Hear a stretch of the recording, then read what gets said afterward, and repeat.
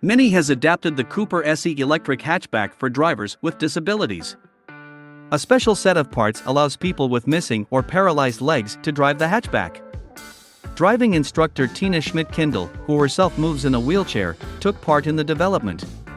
The modification of the electric car consists in installing the accelerator pressure ring and the brake handle on the steering wheel, located on the right side of the panel. Thus, control becomes completely manual.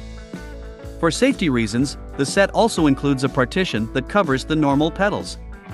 If necessary, the Cooper SE can be transformed into a standard car, the accelerator ring can be deactivated, a special switch is provided for this, and the partition, accordingly, can simply be removed. Otherwise, an adapted electric car is no different from ordinary modifications. The 184 horsepower engine is responsible for the movement, which accelerates the hatchback to 62 miles per hour in 7.3 seconds. Range reaches 126 to 145 miles on the WLTP cycle.